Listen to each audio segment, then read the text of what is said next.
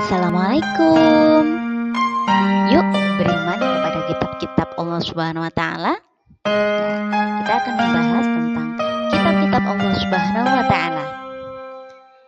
Tujuan dari pembelajaran kita yaitu apa sih arti beriman? Yang kedua, kitab-kitab apa saja yang wajib kita imani? Dalilnya apa? Dan bagaimana cara kita beriman kepada Allah dan apa sih manfaatnya? Langsung saja.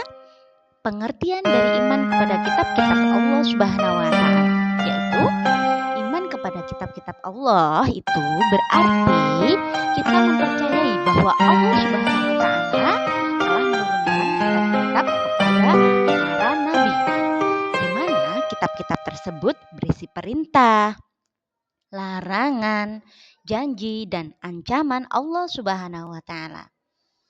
Selanjutnya, kitab-kitab Allah yang wajib kita imani itu ada 4. Yang pertama, kitab Taurat. Kitab Taurat adalah kitab yang diturunkan kepada Nabi Musa yang isinya ada hukum, syariat, dan akidah. Yang kedua, kitab Zabur. Kitab Zabur adalah kitab Allah yang diturunkan kepada Nabi Daud sebagai pedoman Nabi Daud dan umatnya yang berisi peringatan, nasihat, dan beberapa hikmah.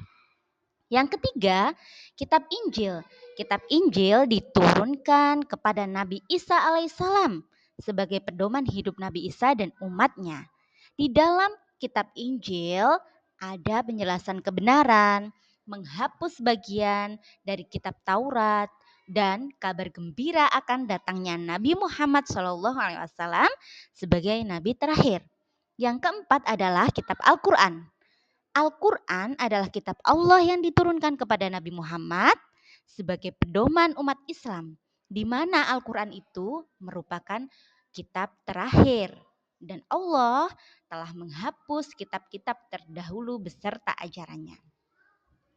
Selanjutnya, kita akan menyanyi tentang kitab-kitab Allah dan Nabi yang menerimanya. Kita nyanyikan ya. Kitab Allah ada 4, ayolah diingat-ingat. Injil, Zabur, Taurat, Al-Quranku yang hebat.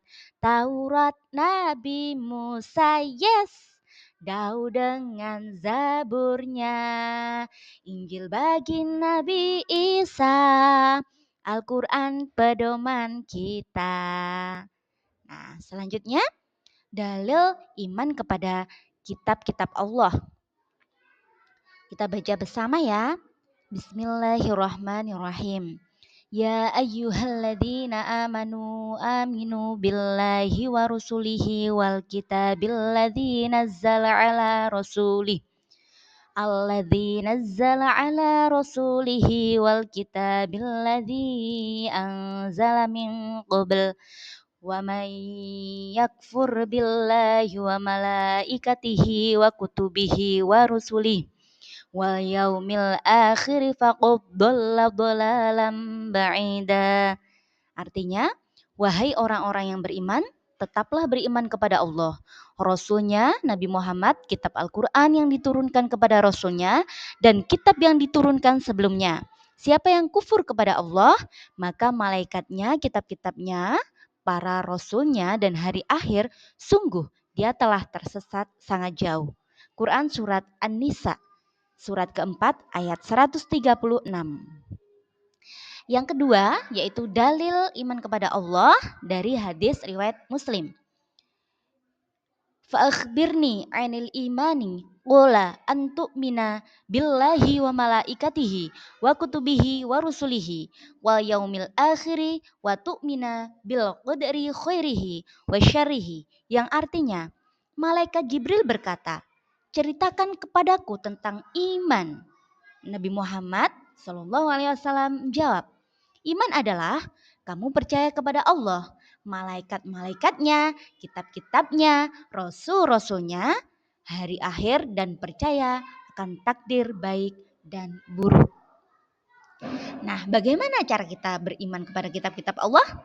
Nah, yang pertama, kita beriman kepada kitab-kitab terdahulu sebelum Al-Quran. Yang pertama, kita harus percaya bahwa Allah Subhanahu wa taala menurunkan kitab suci kepada para nabi dan rasul sebelum Nabi Muhammad SAW.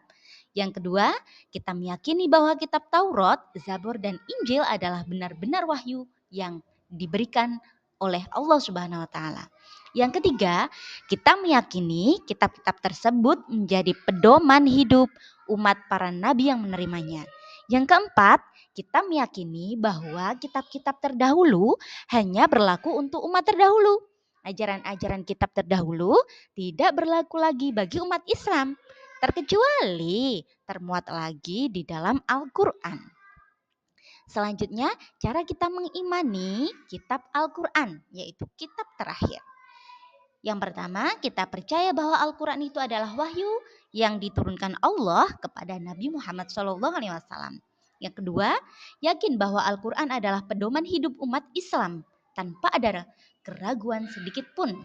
Yang ketiga, kita yakin bahwa Al-Quran berlaku sampai akhir zaman. Yang keempat, kita meyakini bahwa membaca, mempelajari, memahami, menghayati, dan mengamalkan Al-Quran adalah ibadah kepada Allah Subhanahu wa taala.